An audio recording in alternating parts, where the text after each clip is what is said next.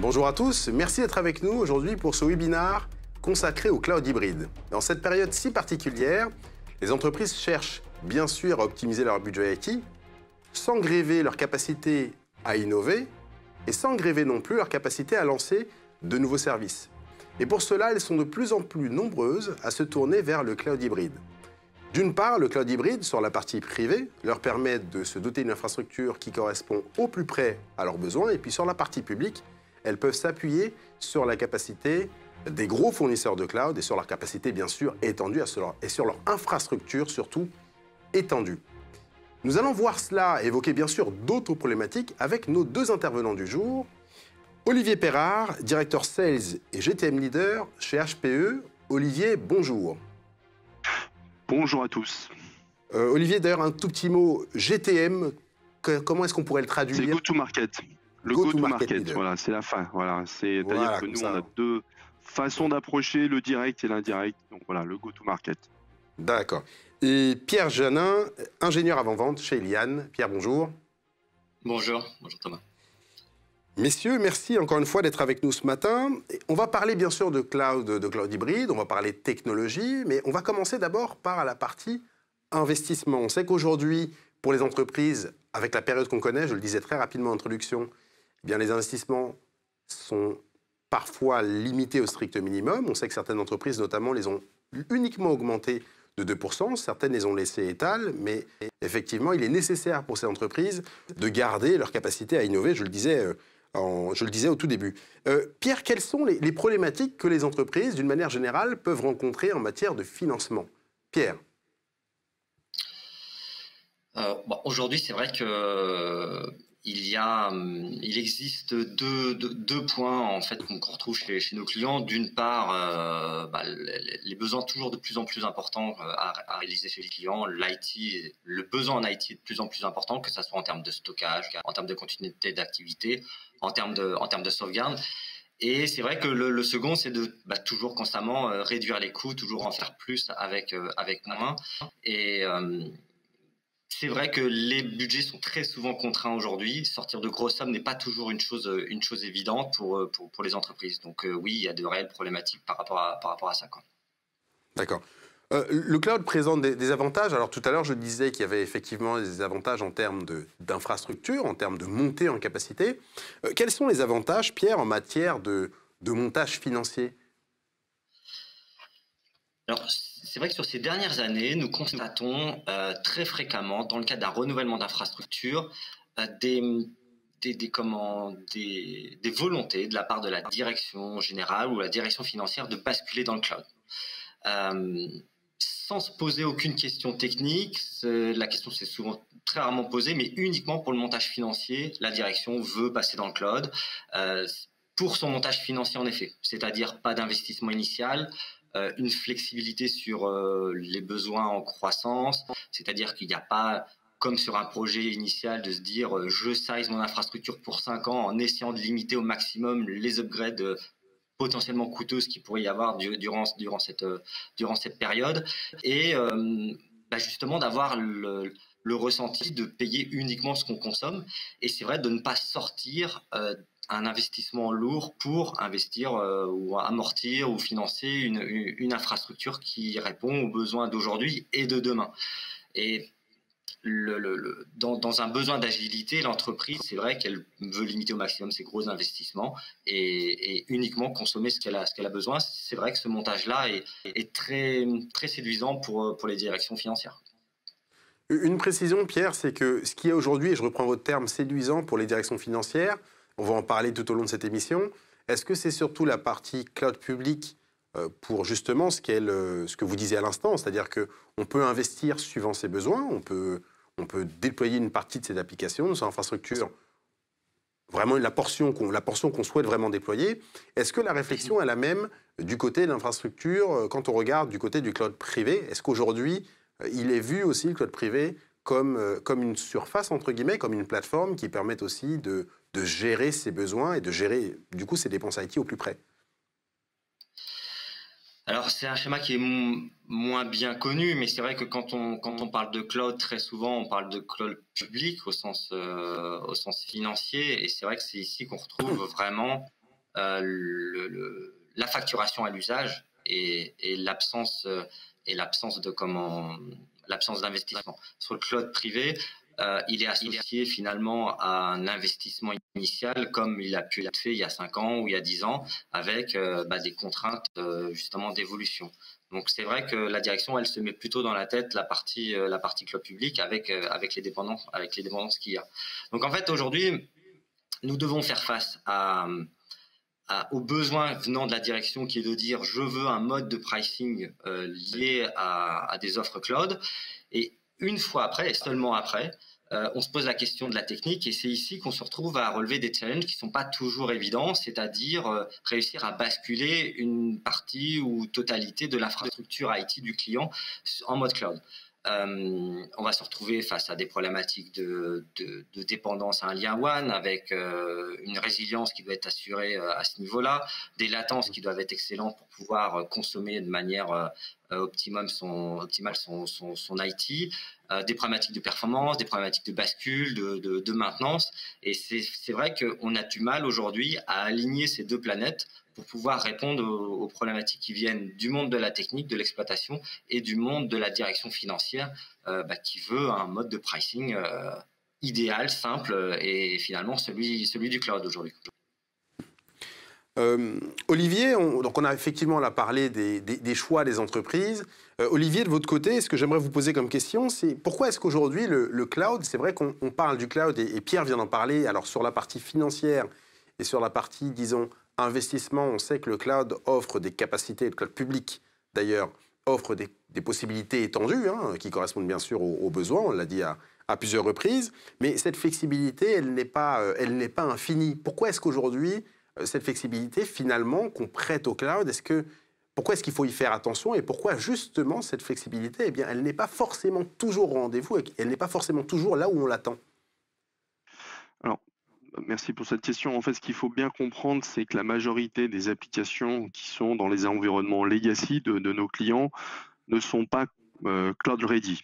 Qu'est-ce que ça veut dire cloud ready? C'est lorsqu'on fait la bascule de son environnement historique, ce que j'appelle l'environnement legacy, vers le cloud public, ou en général c'est plus pour les clouds publics. Ces applications, elles n'ont pas été développées pour simplifier dans un mode dynamique ou sur des modes, pardon, qu'on pourrait dire sous une façon de containerisation qui fait que l'application peut bénéficier pleinement, j'allais dire, de l'élasticité, de la dynamique d'un cloud public.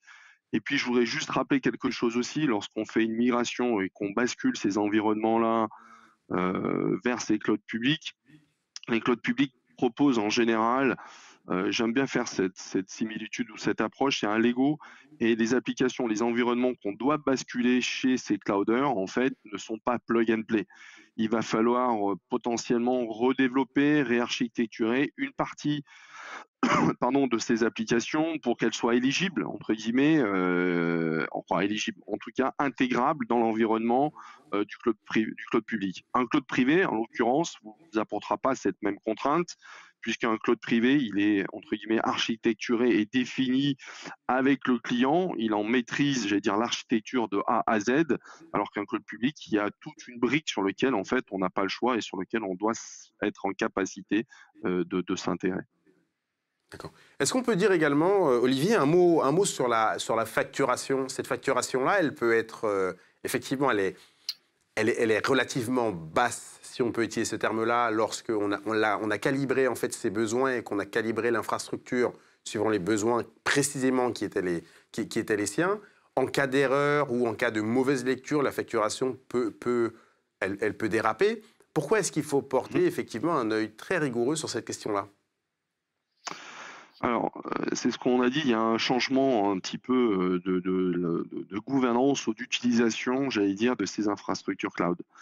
Aujourd'hui, la majeure partie de nos clients, juste pour peut-être récapituler, ils bougent vers le cloud. En tout cas, c'était la raison historique du fait de l'obsolescence de leur infrastructure.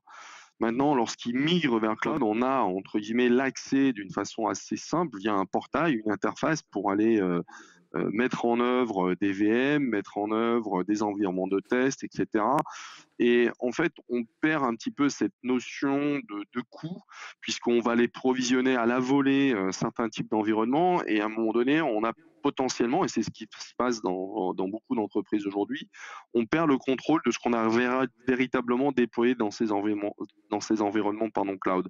Donc c'est vrai qu'il y a toute une gouvernance, une nouvelle façon de travailler qui doit être mise en œuvre et une nouvelle façon aussi de contrôler ce qui a été déployé dans ces environnements de cloud pour pouvoir suivre et contrôler les coûts. Aujourd'hui, chez un GAFA, un hyperscaler, lorsque vous allez provisionner à la volée tout un tas d'environnements, l'hyperscaler ne va pas vous dire attention, il y a tout un tas d'environnements qui sont pas utilisés, il y a des environnements qui pourraient être optimisés. Ça va être laissé à votre propre société de gérer et d'optimiser la façon dont vous utilisez et de la façon dont vous consommez le cloud. Et aujourd'hui, beaucoup d'entreprises en fait ont oublié en fait toute cette partie-là. Elles sont omnibulées par la partie flexibilité, j'allais dire, des coûts. Et puis une fois qu'elles ont migré, elles s'aperçoivent que finalement elles sont pas forcément prêtes, leur environnement applicatif n'est pas forcément prêt et s'aperçoivent potentiellement de coûts supplémentaires qu'elles n'ont pas vus à T0.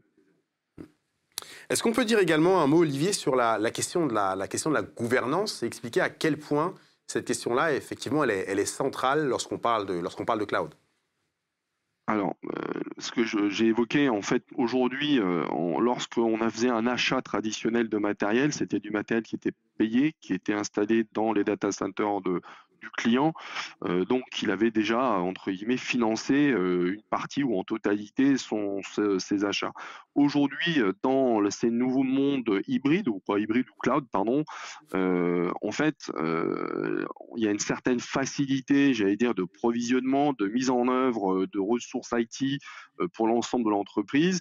Et si on n'est pas structuré, on n'a pas un nouveau moyen de suivre et de contrôler la façon dont on déploie ces infrastructures, on peut être, ce que je disais un petit peu auparavant, être surpris par des coûts, entre guillemets, qu'on ne voyait pas jusqu'à présent, puisque là, maintenant, on est facturé sur l'hébergement, sur les GAFA, vous êtes facturé aussi sur toutes les communications entrées, sorties du cloud public, etc., etc. Donc, à un moment donné, ça veut dire que l'entreprise doit, entre guillemets, se réorienter, doit se restructurer sur la façon dont elle doit gérer, dont elle doit aussi optimiser son infrastructure, puisque c'est quelque chose, comme je disais il y a quelques secondes, qui est extrêmement facile à mettre en œuvre. Et cette facilité, finalement, peut à un moment donné, on peut perdre le contrôle et la vue, entre guillemets, de ce qu'on a réellement déployé dans ces environnements, j'allais dire, as a service en général. Olivier, j'aimerais aussi qu'on dise un mot sur la question de la bande passante et la question des requêtes. C'est vrai que des données qui sont stockées sur le cloud, il faut bien sûr les solliciter, on en a besoin pour les processus métiers. Eh bien, le fait qu'on accède à ces données, eh bien, ça pèse sur la facture. Quelle est l'importance justement de ce facteur-là sur le coût que les entreprises vont dépenser en matière de cloud, justement? Alors, je ne vais pas focaliser spécialement sur la bande passante, mais sur les flux, on va dire. Ce qui se passe, c'est que lorsqu'on a fait des migrations vers des clouds, on oublie en général que autour de cette infrastructure, il y a des applications métiers, des applications de l'entreprise, et ces applications, en général, on n'a pas migré 100% de ces environnements legacy sur du cloud en général, public, et on s'aperçoit qu'à un moment donné, il y a des flux, c'est ce que j'évoquais, des flux qui sont entrant et sortant sur les clouds publics et sur lesquels les GAFA vont vous facturer. Les GAFA vous facturent sur l'hébergement de vos données et aussi sur les vases communicants entrant et sortant entre votre legacy et le cloud public. Donc, ils sont aussi des coûts additionnels qui viennent se greffer à votre facturation mensuelle. Donc ça, c'est des choses qu'on oublie souvent du fait qu'on a potentiellement omis d'analyser dans le détail la façon dont les applications communiquent entre elles. Et là, je peux donner un exemple concret. Un certain client avait migré leur application. Il y avait des requêtes SQL entre le cloud public et leur legacy.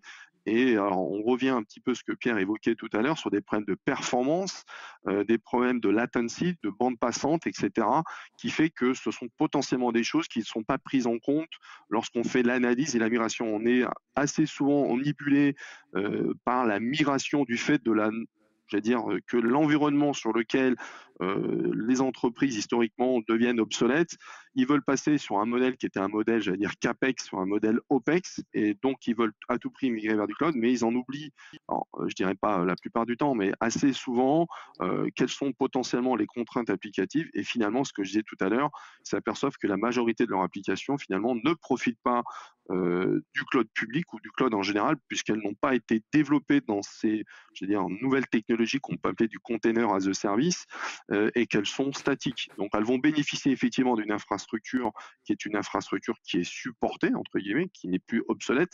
Par contre, les applications alors, vont pouvoir bénéficier effectivement de certaines technologies, de performance, etc., mais elles n'ont pas été développées en ce sens-là et ne pourront donc pas en profiter pleinement. Voilà. On a beaucoup parlé à l'instant, effectivement, de la question des financements, très logiquement. Si on bascule maintenant sur la deuxième portion de notre webinaire, sur l'innovation et surtout sur les technologies qu'on va utiliser justement pour parvenir à cela. Toujours une question pour Olivier. Quel type de questions on peut se poser justement lorsqu'on va basculer sur le cloud hybride? Pourquoi est-ce que tout n'est pas uniquement une question de financement? Quels autres aspects, notamment vis-à-vis des GAFA, il faut prendre en compte lorsqu'on travaille ou lorsqu'on s'appuie sur leur infrastructure? Alors, le financement, on en a parlé tout à l'heure, c'était juste peut-être pour repositionner. On se retrouve aujourd'hui dû, j'allais dire, dû au Covid. Beaucoup d'entreprises ont des problématiques de liquidité, de trésorerie. Donc aujourd'hui, effectivement, elles se tournent vers ces modèles de consommation as a service. Aujourd'hui, le monde est hybride, c'est ce qu'on a évoqué. Il y a du cloud public, du cloud privé, etc. Donc, en quoi ces modèles de financement, alors, ce qu'il faut voir, c'est que les clouds publics, pour pouvoir bénéficier des modèles, j'allais dire, tarifaires intéressants, les GAFA vont vous demander aussi un minimum d'engagement sur une durée. Par rapport et sur un volume de consommation. Ça, c'est les clouds publics. Donc, en gros, vous allez dire, je m'engage sur 3 ans sur une consommation de X millions de dollars, et à partir de là, vous allez pouvoir bénéficier de tarifs préférentiels. Par contre, j'allais dire, vous allez devoir migrer, c'est ce que j'ai pu expliquer auparavant, toutes vos infrastructures. C'est des risques potentiels puisque vous maîtrisez pas forcément le réceptacle, ce que vous proposent les GAFA. Et à l'inverse, côté cloud privé, vous allez pouvoir d'un point de vue modèle, revenir sur un modèle aussi qui est un modèle as a service. Il y a une partie que Pierre a pu évoquer sur lequel on va demander à nos clients de commiter une partie d'infrastructure parce que c'est une infrastructure qui est dit mono-tenant versus du multi-tenant chez les GAFA. Et cette infrastructure qui est mono-tenant, entre guillemets, on en maîtrise l'architecture de A à Z. C'est-à-dire que les coûts de migration vers une architecture que vous maîtrisez sont relativement plus faibles. Les risques aussi sont plus faibles puisque vous en maîtrisez, l'architecture, le design et donc le réceptacle. Donc en termes de risques en tant que société, les risques sont minimisés. Après, je n'essaye pas d'opposer, le cloud privé au cloud public. Le monde, c'est ce qu'on a dit, est hybride. On a certaines sociétés qui ont des problématiques de performance, de confidentialité, qui font que le cloud privé est la bonne réponse par rapport à leurs problématiques. D'un point de vue financement, ce qu'on s'aperçoit aussi, c'est qu'aujourd'hui, la majeure partie des clients faisaient du surprovisionnement lorsqu'ils achetaient du matériel informatique. Aujourd'hui, avec l'avantage d'une offre cloud privé, en l'occurrence Greenec que HP propose aujourd'hui, cette offre permet de provisionner, à la juste valeur ou au bon usage, entre guillemets, nos clients, et donc de permettre à nos clients d'être facturés uniquement sur leur consommation réelle. Donc on se rapproche finalement en termes d'offres des clouds publics, mais pour d'autres problématiques, d'autres besoins potentiels de l'entreprise. Et d'un point de vue financement, on est aussi sur des modèles de consommation as a service qui permettent, comme on l'a pu l'évoquer, à nos clients de maîtriser mieux leur trésorerie, leur cash flow, et justement d'éviter de surprovisionner, de surconsommer, et donc d'être facturés réellement à l'usage qu'ils font aujourd'hui de leur propre IT. Justement, Olivier, vous l'avez évoqué, vous avez parlé d'HPE GreenLake, on va en parler un peu plus avant. C'est vrai que pour la partie cloud hybride, là, on a parlé bien sûr de manière assez extensive de la question des financements, ce qui est effectivement important pour les entreprises, pour ceux qui nous regardent. Pour mettre en place un cloud hybride, effectivement, il faut un socle technologique Et GreenLake, justement, en est un. Est-ce que vous pouvez nous dire déjà quelques mots sur la manière dont GreenLake, technologiquement, sans forcément beaucoup rentrer dans les détails, hein, je pense que les gens, effectivement, par la suite, chercheront à le faire avec vous, mais est-ce qu'on peut déjà expliquer pourquoi GreenLake est un outil, une solution qui sert de socle, finalement, pour se projeter aisément, et, alors sans surcoût, on en a parlé, mais pour se projeter aisément et de manière rapide et efficace vers le cloud hybride?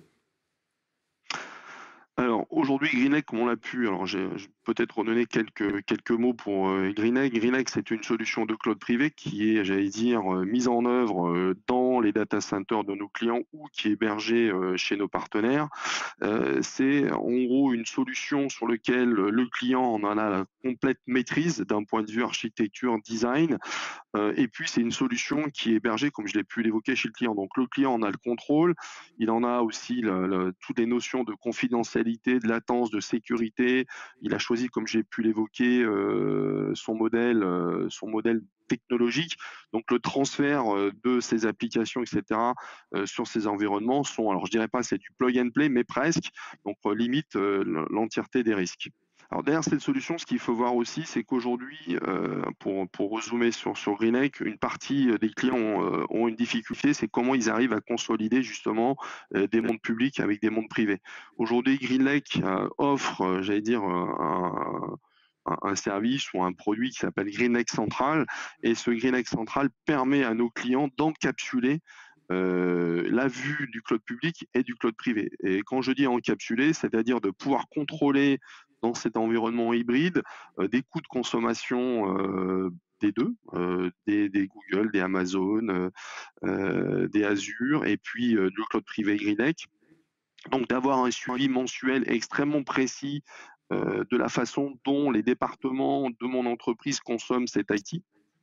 Donc ça, c'est quelque chose d'extrêmement important. Et aujourd'hui, beaucoup de clients ont cette difficulté de pouvoir avoir une vue unique qui permet justement de consolider toutes ces informations. Et puis à partir de ce portail, donc là j'ai parlé de la partie financière, il y a la partie un peu plus opérationnelle. On a aussi toute cette vue du capacity planning, la façon dont entre guillemets mon infrastructure est consommée. Est-ce que je dois faire des modifications, des changements dans la façon dont j'ai déployé mes VM, j'ai déployé mes serveurs, etc. Parce que je m'aperçois qu'aujourd'hui, ils sont très peu utilisés chez un GAFA, pas assez chez moi, donc je peux faire, entre guillemets, je vais utiliser cette expression, un peu du load balancing, optimiser en fait la façon dont j'ai déployé mes environnements. Donc ça, le GreenLake Central vous permet et vous donne toutes ces informations, et aussi nous permet de faire évoluer au plus juste la façon dont ces environnements ont été déployés. Un autre élément aussi, ce GreenLake Central permet à nos clients de déployer à la volée. C'est un seul outil, une seule interface. Lorsque le client veut les déployer, comme je le disais, je suis quelqu'un qui a une fonction de DevOps. J'ai besoin de développer des environnements d'intégration, de développement à la volée par rapport à mes besoins et à mes projets internes. C'est quelque chose qui va pouvoir le faire à travers cet outil. Et puis, si j'ai un rôle plus, j'allais dire, au niveau sécurité, on va appeler le Chief Information Security Officer, ou une fonction un peu plus légale, notre outil permet de faire un peu plus, je crois, 1500 tests de compliance, et qui permettent aussi de communiquer vis-à-vis de nos clients sur des brèches, entre guillemets, sécuritaires sur l'infrastructure qu'ils ont développée, en leur donnant des recommandations, et au-delà des recommandations, des actions qu'ils doivent mener pour revenir dans un état, j'allais dire, sous contrôle par rapport à ces environnements de sécurité. Donc, encore une fois, le GreenLake Central est au-dessus, on va dire, de nos infrastructures, et l'outil, entre guillemets, l'interface qui est utilisée et qui permet de réunir le meilleur des deux mondes, le monde hybride, le monde privé, pardon, et le monde public. D'accord. Cette solution GreenLake, est-ce qu'elle est réservée, on imagine forcément tout de suite que c'est réservé à des grands comptes, alors que ce n'est pas forcément le cas. Pourquoi est-ce que justement c'est une solution ouverte qui notamment peut répondre aux besoins d'entreprises, y compris de TI, donc de taille finalement un peu plus réduite? Alors, c'est une solution qui est complètement ouverte alors je reprends un petit peu un des points, c'est que en gros, on a en architecture le contenu. Donc elle est complètement ouverte. On n'est pas dans un mode lock-in comme on peut l'avoir chez un GAFA. Comme j'ai expliqué tout à l'heure, un GAFA, il va vous apporter, alors j'aime bien toujours pareil cette image de Lego. Vous avez un Lego qui est prédéfini entre guillemets par les GAFA, et lorsque vous allez devoir migrer, il va falloir adapter, réarchitecturer, redesigner potentiellement vos applicatifs. Sur un cloud privé, en l'occurrence GreenLake, le client, il en a la maîtrise. En tout cas, il va travailler soit avec nos partenaires, soit avec nous directement pour pouvoir définir le contenant, le contenu. Donc, c'est pour lui quand même un gage de sécurité au niveau de l'infrastructure qu'on va lui proposer. Je reviens, je reviens à vous, Pierre, un instant. Comment un intégrateur comme vous, finalement, va accompagner les entreprises? Alors, on a vu même différents cas de figure. Olivier a abordé le cas de figure du responsable DevOps. Comment est-ce que vous, Pierre, vous accompagnez les entreprises, justement, qui ont ces besoins, qui ont besoin, d'une part, de développer, de construire, je dirais, une infrastructure, leur propre cloud privé, avec des impératifs de coût, bien sûr, des impératifs d'agilité, et puis de s'appuyer aussi sur un fournisseur de cloud public. D'ailleurs, je dis un seul, et c'est pas forcément un seul, d'ailleurs, ça peut même être plusieurs fournisseurs en même temps, ça peut être du AWS, ça peut être du Google ou que sais-je. Comment est-ce que vous travaillez avec les entreprises sur ce type de problématique, et comment justement, pourquoi et dans quelle mesure vous pouvez être amené à leur proposer des plateformes comme GreenLake? L'approche initiale, elle reste similaire en termes d'architecture. Il faut bien comprendre que dans une offre GreenLake, nous disposons de l'intégralité du portefeuille du constructeur, donc là d'HPE, sur les briques technologiques, que ce soit le stockage, le serveur, le réseau, le backup, les logiciels associés. Nous pouvons définir l'architecture qui correspond aux besoins du client de la même manière que ce qu'on peut faire traditionnellement dans un renouvellement d'infrastructure amorti. Ce qui va changer dans l'approche, c'est que plutôt que de, comme on le disait en introduction, de venir provisionner, de faire du capacity planning et de se dire voilà, mon infrastructure, il faut qu'idéalement, si je garde une courbe d'évolution classique, il faut qu'elle puisse tenir 5 ans sans investissement non planifié. Je vais donc surprovisionner. Avec du GreenLake, justement, c'est le point qui différencie les deux approches, c'est qu'on va vraiment se baser à T0, les besoins actuels du client, pour pouvoir architecturer une infrastructure qui correspond aux besoins, mais sans le surprovisionnement qui va avec dans le schéma traditionnel. Donc, les besoins vont en effet quand même évoluer, mais cette fois-ci, c'est HP qui va, dans le cadre de son offre GreenLake, mettre les moyens en œuvre de manière très transparente pour le client, pour que le client puisse conserver l'élasticité qu'il connaît dans le mode cloud public et pouvoir consommer sans se poser de questions. Donc bien entendu, son loyer GreenLake va évoluer avec les besoins, la consommation qui va avec, au même titre que le cloud public, mais sans avoir forcément fait un delivery important de son infrastructure à T0. Et on arrive quasiment à la fin de ce webinaire, et je reviens à vous, Olivier, pour une toute dernière question. Ça a été notamment abordé par Pierre à l'instant, c'est qu'aujourd'hui, la différence, et si on peut avoir quelques détails dessus, la différence entre une approche classique et l'approche que permet GreenLake, c'est qu'on n'est pas forcément obligé de surprévoir, je dirais, c'est pas très français, mais de surprévoir, de se dire que je vais commencer à acheter une infrastructure, je vais penser que j'aurai bien sûr des besoins qui vont exploser. Et avec GreenLake, c'est pas forcément le cas. On peut acheter vraiment une infrastructure qui correspond aux besoins du moment et se dire que j'aurai demain la capacité à la faire évoluer et que ça reste bien sûr en ligne avec mes propres budgets. Est-ce qu'on peut dire un mot sur cet élément-là, Olivier? Tout à fait, pardon. Sur GreenLake, pour revenir juste à ce que j'ai pu évoquer il y a quelques minutes, on s'aperçoit que les clients, lorsqu'ils achètent 100, peu importe, j'allais dire l'unité qui est derrière, d'un point de vue IT, ils en consomment peut-être que 60, 50, et qu'ils ont fait du surprovisionnement. Ils ont de la surcapacité par rapport à un besoin initial. Nous, ce qu'on leur propose avec du GreenLake, c'est de leur dire, on va vous mettre à T0 le besoin que vous avez, et on va vous mettre en une capacité qu'on appelle flex de 20, 30, 40, 50% de capacity flex que le client ne sera facturé uniquement si il va consommer et taper, j'allais dire, dans cette capacité flexible. C'est en gros le risque entre guillemets de surprovisionnement que le client pouvait avoir jusqu'à aujourd'hui par des modèles d'achat traditionnels. En fait, dans ce modèle cloud privé GreenLake, on va lui mettre à disposition cette capacité cette flexibilité, ce buffer, on peut l'appeler à travers différents noms. On lui la facturera uniquement s'il vient la consommer. Donc tous les mois, on vient mesurer finalement le BABA, la facturation initiale, c'est l'infrastructure dont il a besoin pour faire tourner son business.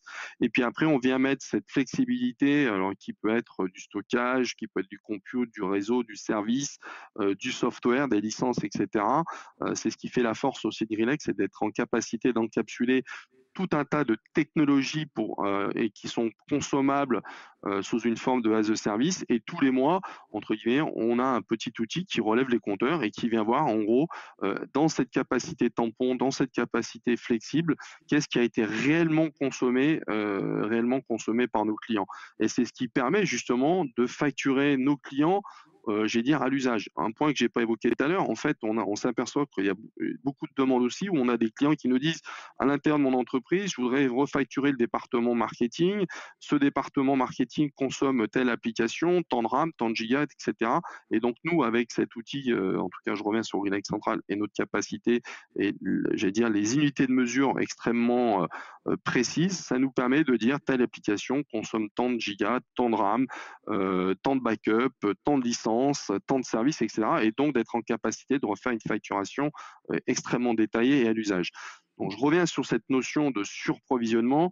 On s'aperçoit qu'aujourd'hui, lorsqu'on part avec une solution de type GreenLake, la majorité de nos clients, alors par rapport, c'est un cas qui à chaque fois on mesure, mais au minimum réduisent de 30%, j'allais dire, par rapport à un achat classique sur un modèle CAPEX. Puisque là, on va être en capacité, je redis, de mesurer, de facturer extrêmement précis la façon dont nos clients consomment et leur IT au sein de leur entreprise.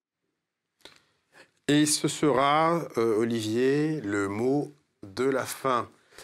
Olivier, Pierre, merci beaucoup d'avoir été avec nous ce matin pour ce webinaire au cours duquel on a pris le temps de parler, bien sûr, de la question combien importante de la finance, qui est le nerf de la guerre, et puis, bien sûr, de la partie technologique, notamment en évoquant tout l'intérêt et toutes les fonctionnalités, en tout cas certaines d'entre elles, d'HPE GreenLake. Merci à vous de nous avoir suivis aujourd'hui. Je vous souhaite une excellente journée et je vous donne rendez-vous pour un prochain webinaire technologique. À bientôt. Au revoir.